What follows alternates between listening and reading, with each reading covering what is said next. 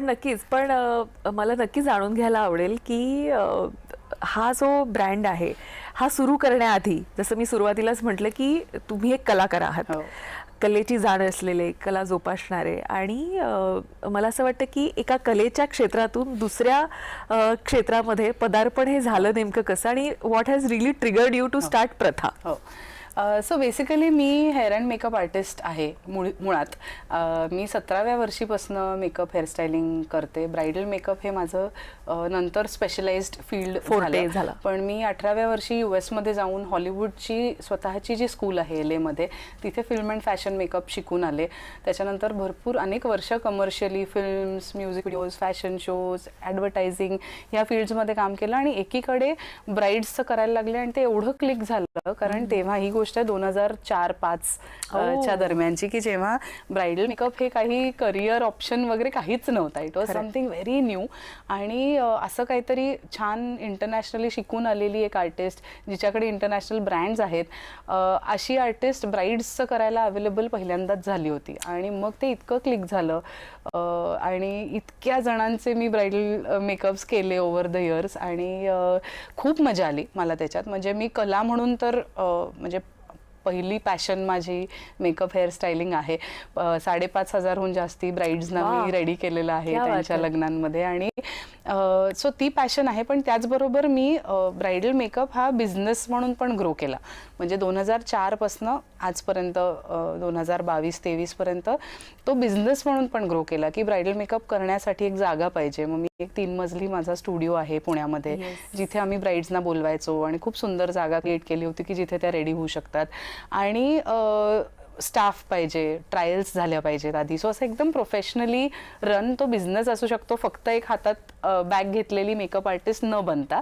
So असं मी त्या करिअरकडे बघितलं आणि खूप मजा केली, खूप मोनोपोली एन्जॉय केली. एका पॉईंटला असं होतं की दिवसाला 15, 16, 18, 19 ब्राईड्स मी करत होते. सो ह्या सगळ्या दरम्यान ना काय झालं की माझ्याकडे खूप अनेक ब्राईड्स अशा होत्या, NRI ब्राईड्स, की ज्या आयदर शिक्षणासाठी म्हणून बाहेर गेल्या आहेत आणि आता तिथेच सेटल्ड आहेत आणि लग्न करायला भारतात येणार आहेत, अशा नवऱ्या मुली, किंवा ज्या बाहेरच वाढलेल्या आहेत पण त्यांचे रूट्स इंडियन आहेत म्हणून इथे येऊन मेकअप लग्न करणार आहेत.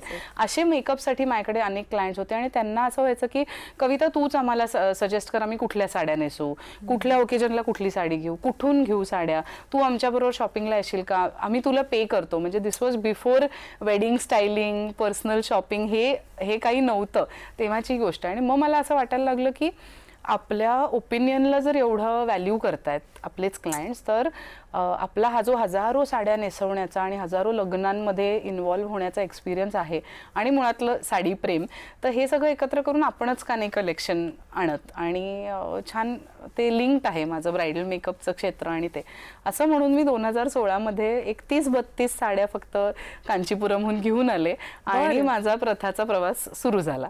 असं सो कसं काय सुरुवात झाली, तर ही सुरुवात झाली. आणि तरीही मी मेकअप हेअरस्टायलिंग करतच होते त्याच्या पुढेही.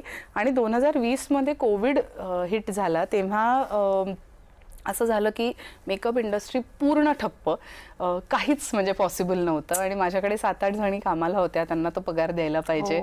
आणि मग मला असं वाटलं की आपल्याकडे तोपर्यंत माझ्याकडे एक 400-500 साड्यांचा स्टॉक झाला होता तयार. एवढ्या साड्या आहेत आपल्याकडे, तर वाय नॉट, आपल्या सोशल मीडिया सॅवी मी होते, तर आपण व्हिडिओज करायला लागू आणि लोकांना दाखवायला लागू, साड्यांबद्दल बोलायला लागू. सगळं जेव्हा ओपन अप होईल तेव्हा माझ्याकडे येतील लोक आणि शॉपिंग करतील. सो एक प्रमोशनल ऍक्टिव्हिटी म्हणून मी सगळं नीट होईल. हो, ऍब्सोल्युटली. तशी मी बऱ्यापैकी पॉझिटिव्ह काय म्हणायचं, मुळातलं पॉझिटिव्ह नेचर, ऑप्टिमिस्टिक नेचर आहे माझं. आणि इन जनरल माझी एक थोडीशी पर्सनॅलिटी ट्रेट आहे की फाइंडिंग अपॉर्च्युनिटी इन क्रायसिस म्हणतो ना आपण, की काहीतरी प्रॉब्लेम आला की काहीतरी वेगळं करूयात ह्याच्यात, असं एक माझी मुळात वृत्ती आहे. आणि त्यातनं हे व्हिडिओजचं सुरुवात झाली. मी प्रथाचे व्हिडिओज करायला लागले साड्यांचे. हे तेव्हा होतं जेव्हा कोणीही व्हिडिओज करत नव्हतं. सो आता नॅचरली तो ट्रेंड झाला आणि आता असंख्य बायका, लोक सोशल मीडिया जसं आपण ओपन करतो तर somebody is showing आपल्या साड्या, कपडे, प्रोडक्ट्स दाखवत असतात. सो ते जेव्हा तो ट्रेंड चालू झाला त्याच्या अगदी सुरुवातीची ही गोष्ट आहे आणि ते खूप आवडायला लागलं लोकांना. आणि मला मग असं लक्षात आलं की आपला हा प्लॅटफॉर्म जर मिळाला एवढा आपल्याला, लोक आपल्या ऐकतायत आपलं, तर आपला रिसर्च नीट पाहिजे, आपल्याला माहिती चांगली पाहिजे. मग मी अभ्यास अजून करायला लागले. त्या एक 4 वर्षात मला माहिती होती मला असं वाटतं की कोविड हा जो काळ होता थोडासा हो, लीन होता, हो, कारण हो, सगळं ठप्प absolutely, होतं. absolutely. या काळामध्ये पुस्तक वाचन हो, किंवा हो, ह्या तेव्हा सगळ्या वेळ मिळाला. गोष्टींना वेळ मिळणं, ऍब्सोल्युटली. आणि त्याचा फ्रुटफुल वापर करणं, अगदी मग तो डिस्करेज न होता, म्हणजे कुठेही असं डाऊन न होता. म्हणजे ती एक अपॉर्च्युनिटी मिळाली की आपण अजून ह्याच्यातला अभ्यास करू आणि अजून माहिती मिळवू आणि असं. आणि मग ते केल्यामुळे मे बी असं असेल की खूप जणांना त्याच्याबद्दल एक असा रिलेटेबिलिटी किंवा रिलायबिलिटी की हे खरं सांगते ही किंवा चांगली माहिती सांगते. अनेक जणी मला अशा भेटतात की तुझ्यामुळे आम्हाला साड्यांमधली माहिती कळली, तुझ्यामुळे आम्हाला साड्या कळायला लागल्या. सो हे जे घडलं हे त्या उद्देशातनं घडलं.